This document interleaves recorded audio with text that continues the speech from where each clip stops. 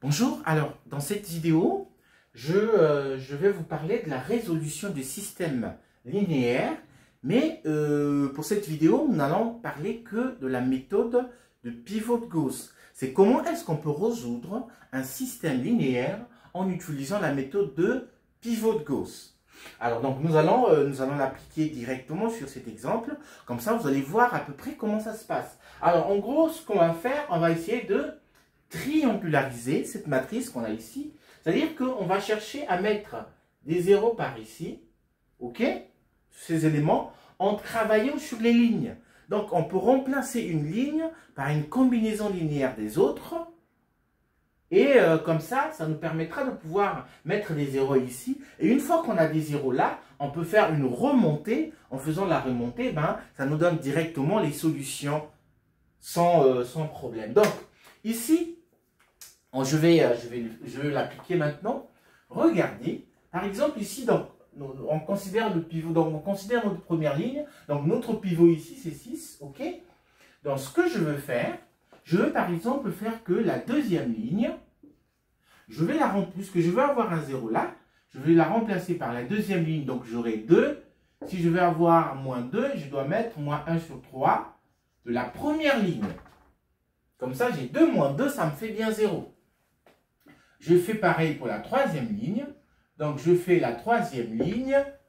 Comme c'est 1, donc j'aurai moins 1 sur 6 de la première ligne. Comme ça, je suis rassuré qu'ici, j'aurai 0. Là également, j'aurai 0. Donc, qu'est-ce que j'obtiens? Alors, la première ligne, je n'ai rien changé. La deuxième ligne, là, j'aurai 0. Alors, je calcule ici. Donc, j'aurai 4, moins 1 sur 3 de 1 ici. Ça me fait 4 moins 1 sur 3. Ça me fait 12 moins 1, donc 11 sur 3. Ici, j'ai 0, moins 1 tiers dedans. J'aurai moins 1 tiers là. Voilà. Je viens maintenant ici. Donc là, j'ai 0.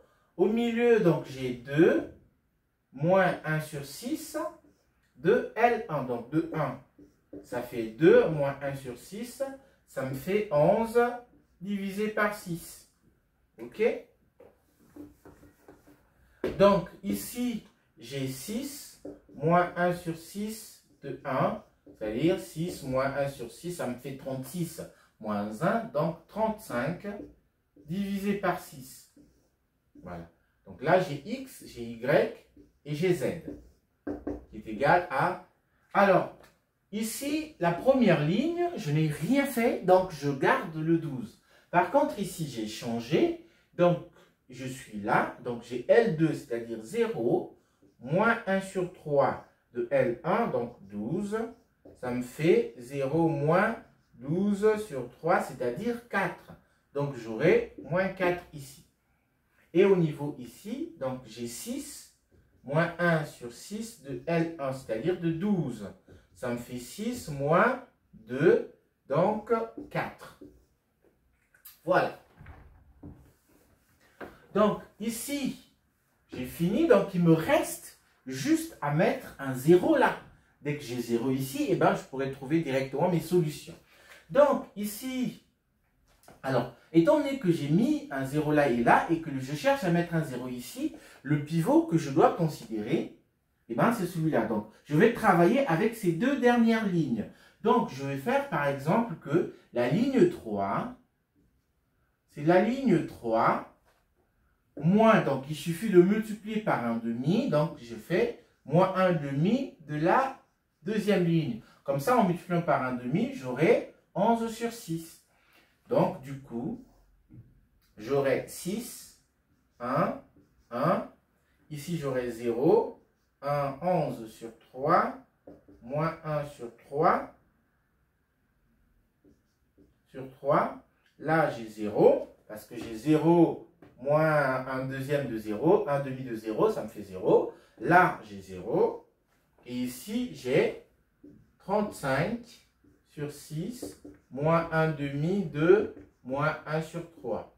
Ça me fait 35 sur 6 plus 1 sur 6. Donc, ça me fait 36 sur 6, ça me fait 6. facteur de x, y et z, qui est égal. Alors ici, donc j'ai 12, j'ai moins 4.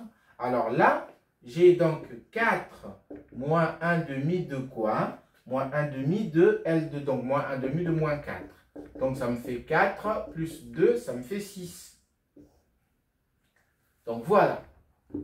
Une fois que j'ai fait ça, en gros, j'ai quasiment fini. Parce qu'il suffit de faire une remontée. Donc je vais commencer par la dernière ligne. Donc j'ai 0 fois ça, 0 fois ça. Donc ça, il me reste 6z qui est égal à 6 que j'ai ici. Donc ça me dit que mon z est égal à 0. Est égal à 1, pardon. Je divise par 6. Donc je viens maintenant ici.